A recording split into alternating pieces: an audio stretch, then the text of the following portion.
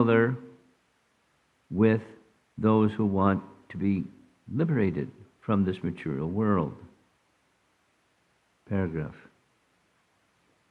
Unless one is disgusted with the enjoyment of this material world, he cannot aspire for liberation.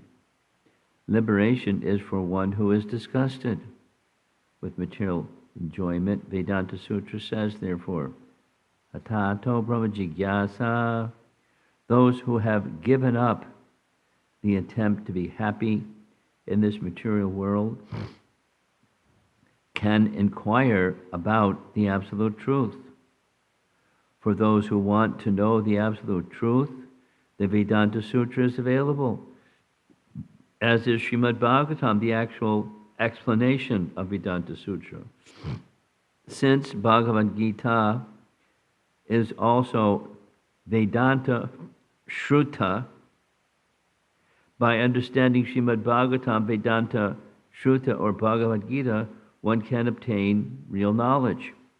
When one obtains real knowledge, he becomes theoretically one with the Supreme. And when he actually begins the service of Brahman or Krishna consciousness, he is not only liberated, but situated in his spiritual life. Similarly, for those who want to lord it over material nature, there are so many departments of material enjoyment. The material knowledge and material science are available, and the Lord provides for persons who want to enjoy them. The conclusion is that one should worship the Supreme Personality of Godhead for any benediction. The word kama, varsham, is very significant, for it indicates that he satisfies the desires of anyone who approaches him. But one who sincerely loves Krishna and yet wants material enjoyment is in perplexity. Krishna, being very kind toward him, gives him an opportunity to engage in the transcendental loving service of the Lord, and so he gradually forgets the hallucination.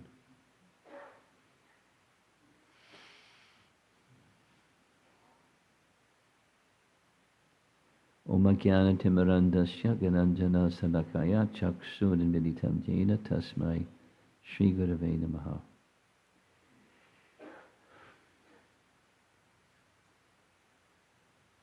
And this is one volume. I was thinking this morning, because I read the wrong verse, but it's just the same volume, how much energy and commitment Prabhupada made to provide us with the Srimad Bhagavatam and its commentary, and what to speak of all the other Chaitanya Charitamrita and all the other literatures. Amazing.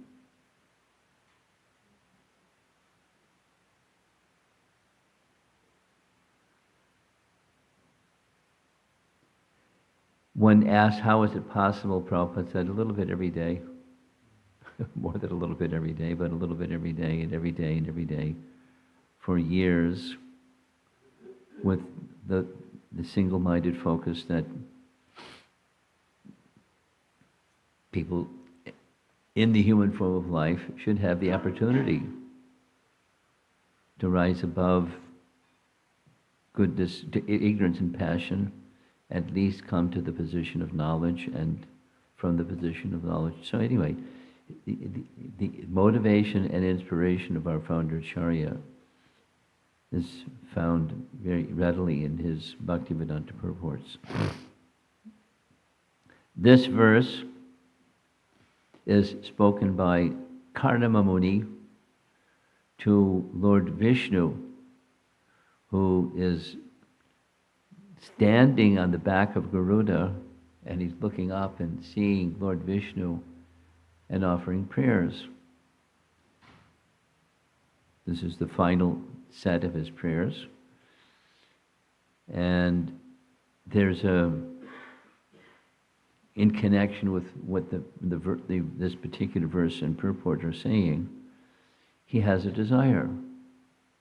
Now, the desire is assigned to him by his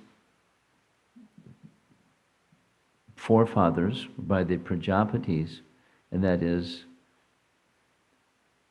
Lord Brahma has produced the universe. Now we are assigned, and we're assigning you the service of filling up the universe. Please. And he doesn't want to fill up the universe. But he has this service.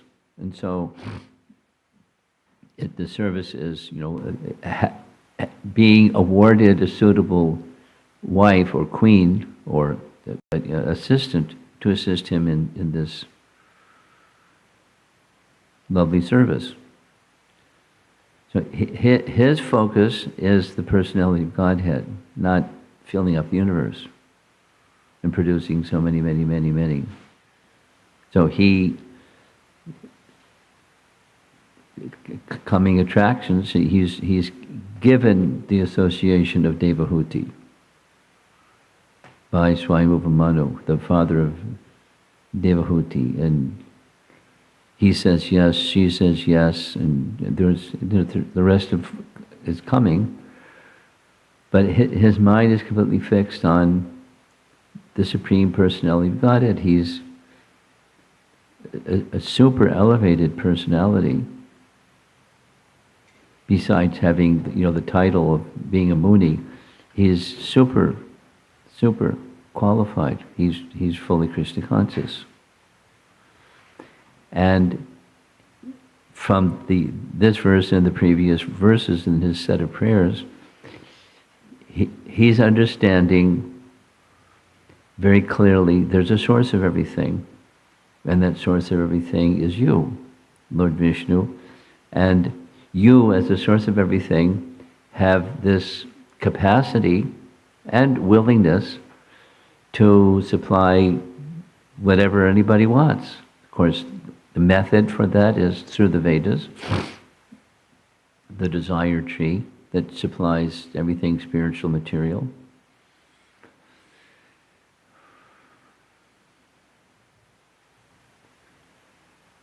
Before coming here, I was in another suburb of Chicago. Palatine is a suburb of Chicago. And we were discussing a particular point from Jiva Goswami's Sandarbhas, where Jiva Goswami is explaining what's explained here, but the language is a little different. The language of Jiva Goswami is, when one is approaching the personality of Godhead and seeking shelter from the personality of Godhead, the Lord certainly reciprocates. Now, even if one wants something material, Lord may reciprocate. But in the case of one who's approaching the personality of Godhead, seeking his shelter, the Lord, according to Jiva Goswami, there's two things from the Lord's side. And one is, he gives his 2 lotus feet, he gives himself. And then the second is, he uses the word yatarham, or corresponding to the desire. And the Lord, desires are subtle. Sometimes they're articulated, and sometimes they're not articulated. But even in either case, the Lord knows the desire. And corresponding to the desire, there's reciprocation. So he's not obliged, but he knows, and he has that capacity and the willingness and the loving disposition. Somebody, just like a loving parent, the child doesn't have to ask, it's cold, can I have a jacket? They got 15 jackets ready. Which one do you like? Or, I'm hungry, so a loving parent is more than happy to supply, even without being asked. So if one asks, or one doesn't ask, there's a desire or a circumstance that one wants the fulfillment of, and the Lord, his nature is he reciprocates. As he's flying in the air on the back of Garuda, receiving the prayers of Kardama Muni, he has come because there's a desire. And it's not a lusty desire, it's a service desire given to him by his forefathers to produce praja. But he's very specific in his inclination, as we'll find, going forward. He accepts the hand of Devahuti with the understanding that when a son is born, I'm heading for the hills. See you later. And she's okay.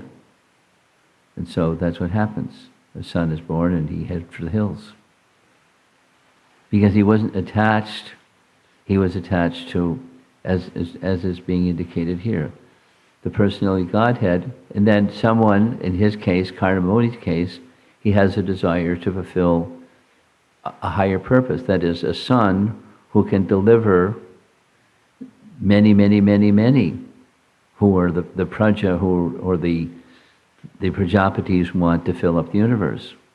So that he a son that will act as an agent or representative of the Supreme Person. So thus a representative of the Vedas, one who knows the Vedas and lives by it, and ultimately is able to provide the topmost. And he does it in his discussions with his mother, and in turn with others. Because that's the disposition that was wanted by Karma Muni. Because one soul that is of that quality, character, and disposition can benefit the whole world. And that's what he wanted, to be, the father of such a son. There's a whole other series of things that are said in relation to a person. Let's just say a few. A person who is anyone, we're all born, we received a body from mother and father. One who receives a body, immediately there's debt. Debt to this, debt to that, debt to the other, debt to the other, debt to the other. Just get a body, you got debts.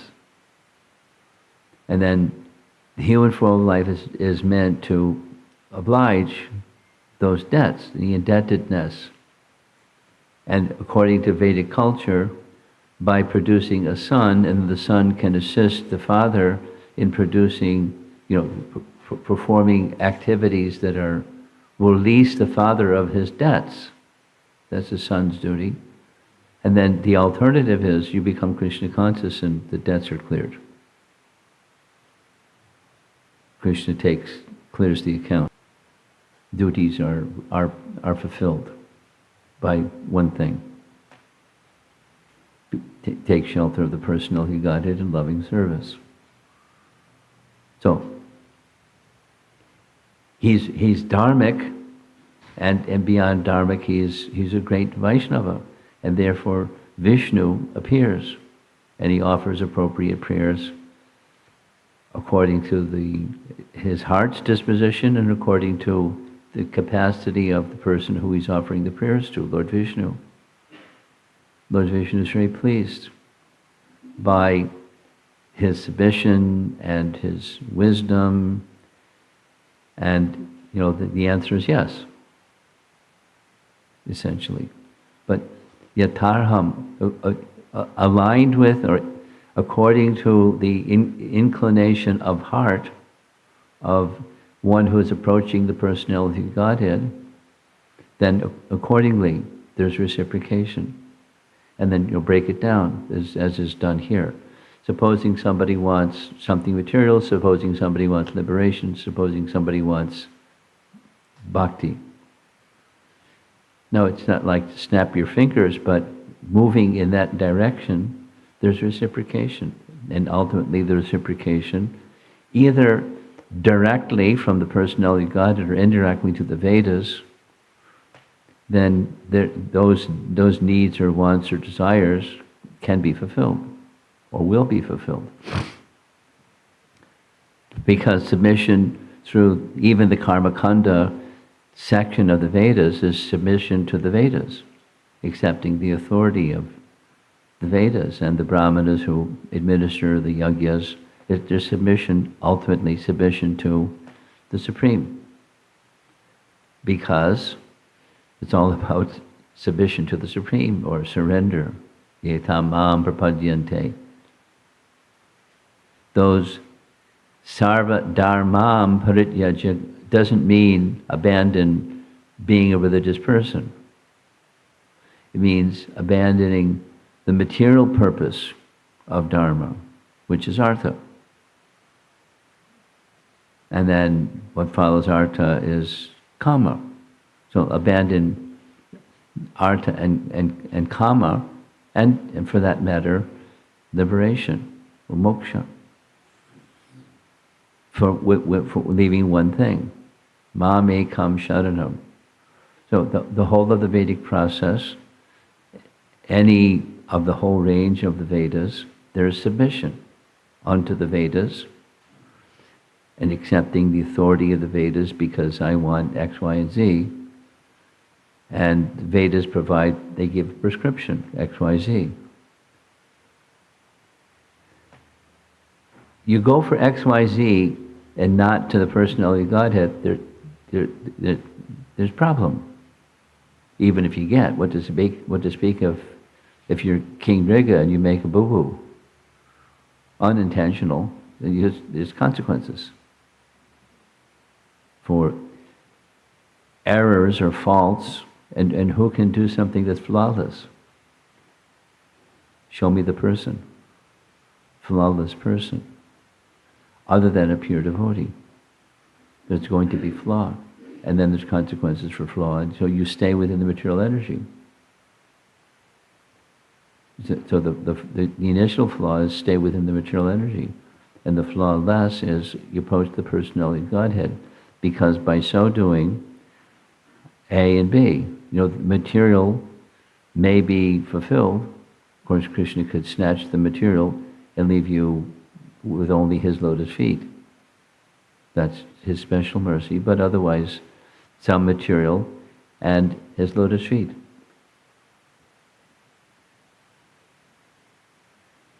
That's the Vedic process, because the goal of the Vedas is one thing, to attain Krishna, to Vedaishta Sayarvayar Aham Eva Vedyo, is to know Krishna, and how to know Krishna without the direct association of Krishna. So Krishna provides his association so one can know him. He gives his message, Bhagavad Gita. He gives messages about him, etc.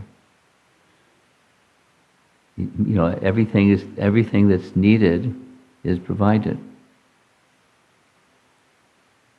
And acknowledgement of that is what's the message of this purport and this whole series of verses. He, Kardamoni, has a desire. And the answer is yes. But it's a little indirect, but that's draw the line and do the math, and it's yes.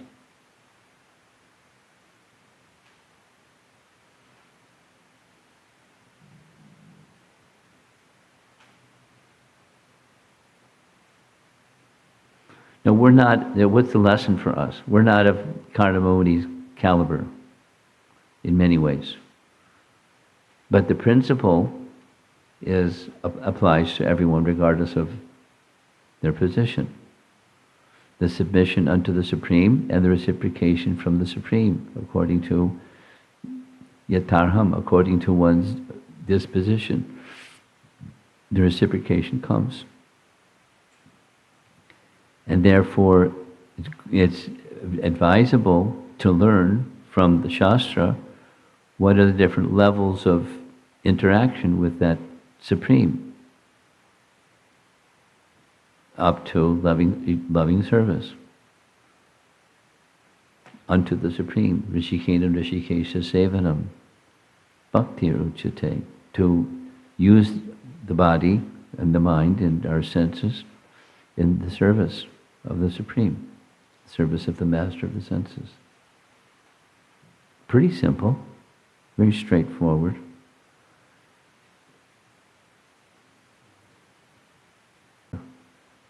Simple for the simple. Difficult for the crooked. So the simple means not crooked.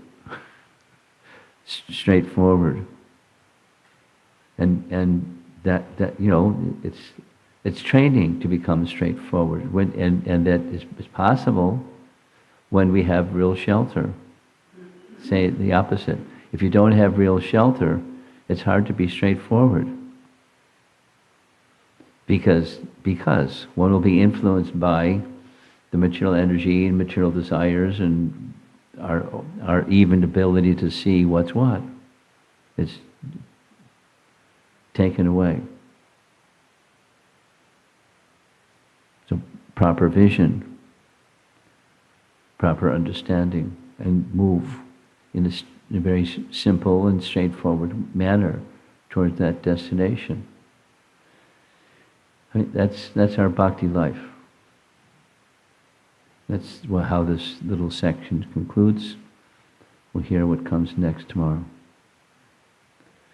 See if there's any discussion.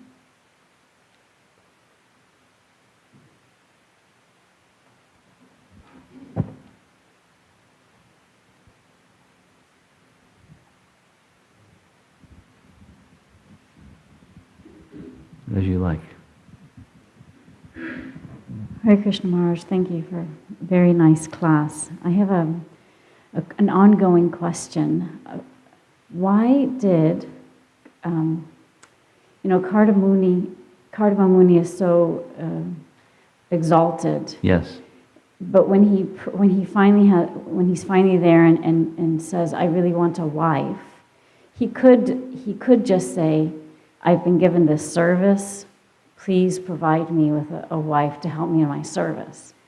But he doesn't. He sort of like says, kind of like, "I'm so fallen, I have this desire." So I'm just curious, like, why does he, like, what's the point of it being presented like that? How to understand why it's presented in that way?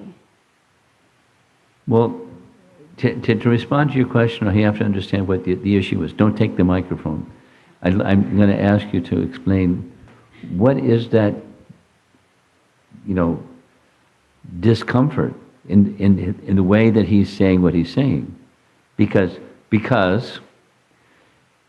is it necessary for a straightforward, honest person to lay it out, or just say, the punchline? The punchline is, wife, please. But there's a purpose behind that. There's layers behind, but that's the punchline. So, what's the discomfort? Probably the discomfort is I'm just so fallen and neophyte that I don't see things so clearly. But he says sort of like another thing when he's requesting a wife that I don't remember now the exact words, but like a like-minded wife or someone with like disposition, something like this. And so I've always been curious, what does that mean in terms of material disposition, or like what you were saying? Both, material and spiritual. Yeah.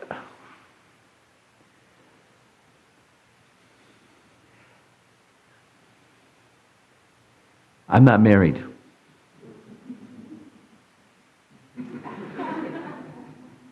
But there are people that are married. Yesterday, I went to visit Brahmatirtha in Gainesville. And one of the things he said many things. His wife, Bhakti, wasn't there because she was doing marriage counseling for people that were like, they had to hand on each other's throats. It was violent. But they didn't get married. Hey, let's have a relationship like that. So the like-mindedness is material and spiritual, so that there's some alignment. It doesn't end up some unpleasant. So therefore, in his case, or in the case of his parents and her parents, and they evaluate those things. How close is there? So that there's compatibility. No, one can rise above compatibility and go into a relationship that's incompatible when there's a place of shelter. And when the place of shelter, that's the purpose. And serving that purpose and that person, that's the purpose. That keeps the train moving instead of breaking apart. But it's a good starting position to show there's compatibility, like-mindedness, or like disposition, so both spiritual and material. We probably all, I could, spin out and say, once upon a time, he married her and she married him, and there was compatibility, but some time passed and something happened. They started moving in different directions because whatever. And then it's like Cold War. Anyway, so alignment and compatibility. Then higher purposes can be served. In his case, it's the higher purpose. No, in the end, he leaves the relationship. But he leaves behind a son who's going to take care of his wife. And boy, does the son take care of his wife and so many other people. So that's the story, but back to your question, why is he asking the question the way that he's asking? My simple statement is, it's implicit. It's not explicit. But Lord Vishnu knows, and the person addressing Lord Vishnu knows what's in the heart of the person who's addressing him. Yatarham upayunjitaha nirbandha Krishna sambandeyu. So it's there, explicit or implicit.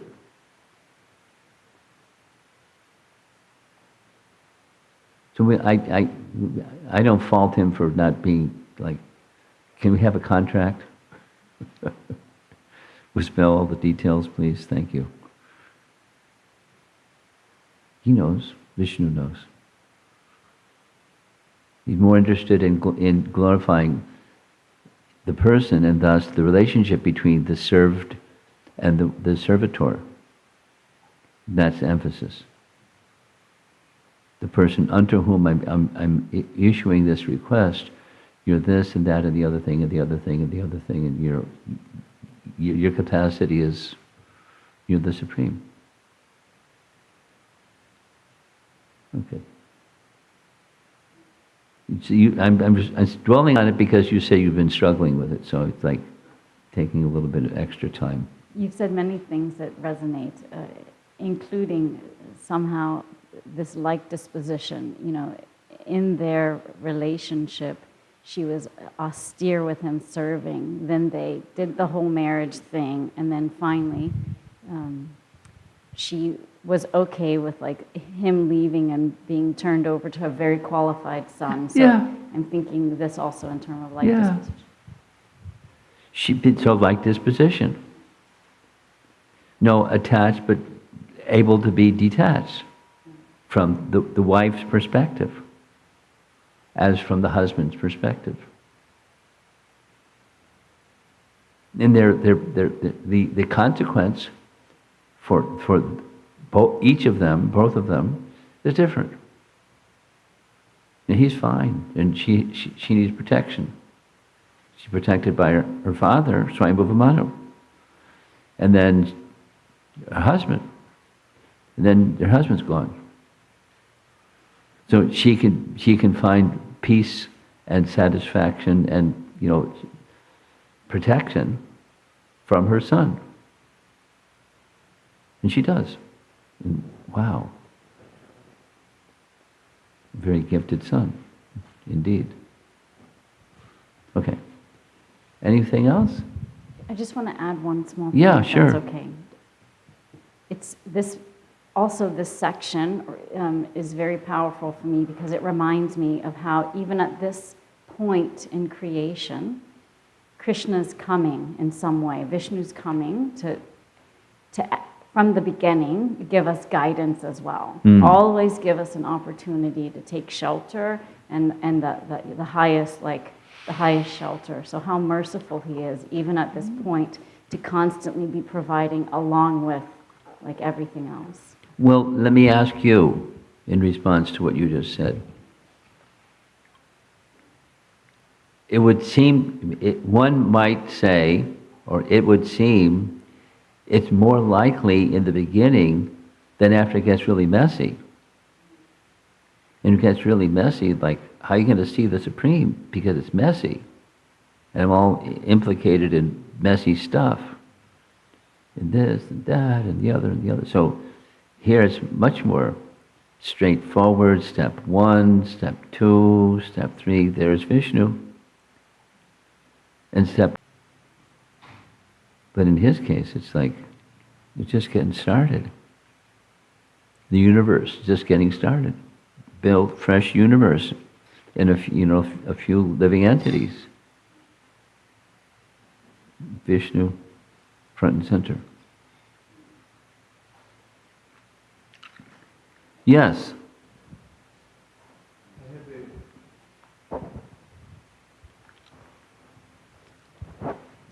When I remember reading in Vaishnav Tusani that when Uddhava came to counsel, or Uddhava was sent by Lord Krishna to counsel the Brajavasis, and having discussion with Nanda Maharaj, that Nanda Maharaj is glorifying King Dasarath, that he left this world due to deep separation, but I'm not even that qualified. And then he started crying, but then Uddhava was countering. He said, oh no, you are actually higher than Dasarath, because when Ramchandra came back, he was not there. And even though he heard in the forest that his father left, but when he came back, it reawakened him. Oh, my father is not here, and it was devastated. But so when Krishna comes back, you will be here. So it will give him more pleasure than Dasarath. So do not underestimate. So in this case, Maharaj. That's a very nice example. Thank you. In this case, I'm just asking that,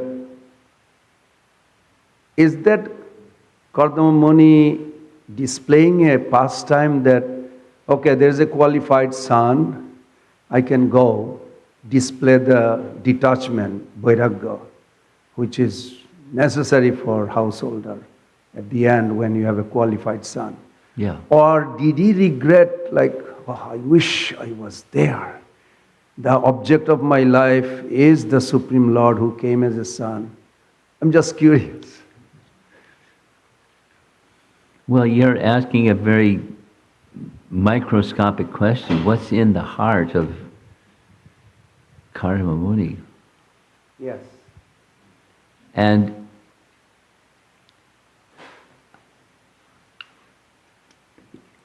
he's extraordinary in many ways.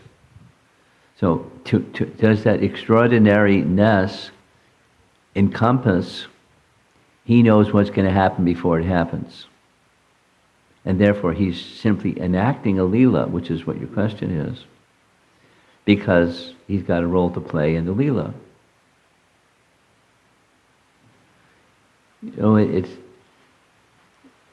You can take that question and apply it to any other exalted Vaishnava. Do they really understand? They're just enacting, Maharaj Parikshit, that when he placed this dead snake around Shamakrishi's neck, this is just a Leela. I'm just playing my part, and I'm supposed to hear Srimad Bhagavatam later, and did he understand where the train is going when he in each step?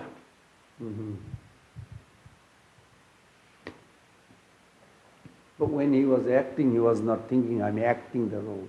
Later on, he regretted. Well, Why? How did I do this? yeah. So it's those who are exalted personalities under the influence of the internal potency. They're making choices, yes, but do they understand where the train is going? This is I have a little part to play in this lila, in same Kardamoni. I just have a little part to play, and to make the arrangement for the personality of Godhead to become, or an incarnation to become my son, and then say Haribol to my wife and to him, because he, Karamuni, is already situated in full Krishna consciousness. So in this situation, that situation, the other situation, he's in full Krishna consciousness.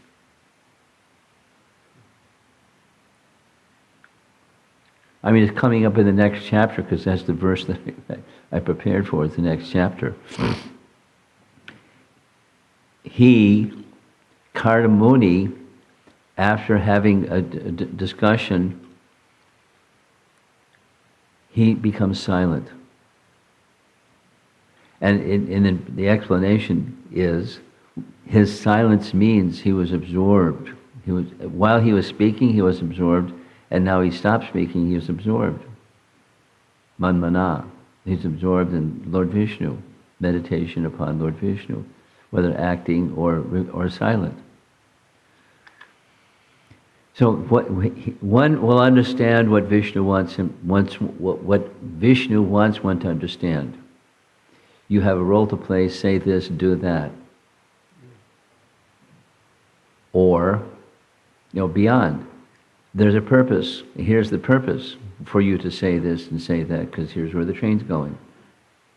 It's a lila. You're just you're a pawn on my chessboard, and say this and do that. Thank you very much. There's free will.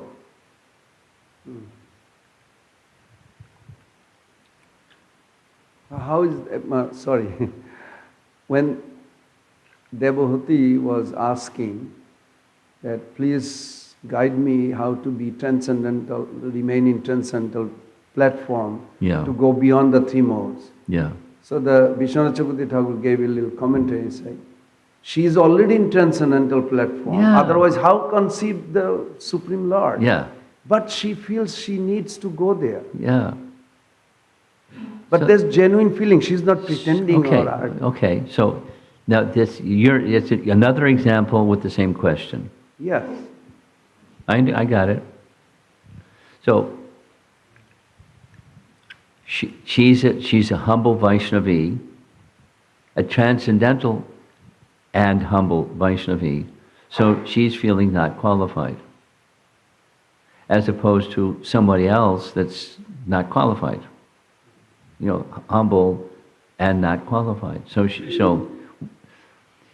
what's her position? Or take anything.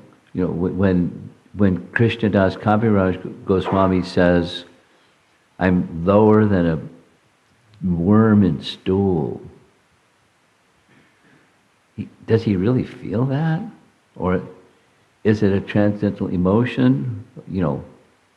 This is the microscopic what's inside the heart of this devotee, that devotee, the other devotee, Nanda Maharaj, and Uddhava, and what's they're in a loving relationship with the personality of Godhead, in different opulences or intimacies or Bandhurya and Aishwarya relationship, and they're moving according to the Supreme Lord's will.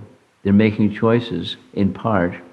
They have free will, but they're making their choices induced by the Supreme Lord to suit His happiness, because His happiness is their happiness, etc. This is the chicken or the egg, which comes first. Krishna wants the devotee to be happy, and therefore he induces them to make choices that he knows will make them happy, and that gives him happiness to see them happy. It's microscopic, what's in the heart of the devotee. A loving relationship with Krishna is in the heart, and Krishna reciprocates with them in inconceivable ways. In other words, whether it's A or B, whether it's Cardamone is saying what he's saying and expressing what he's expressing because he knows where the train's going. It's a Leela, and he's just playing his part in the Leela, and he's happy to play his part in the Leela because that's an intimate relationship with the Supreme Lord. Or he's actually making decisions. It seems counterintuitive.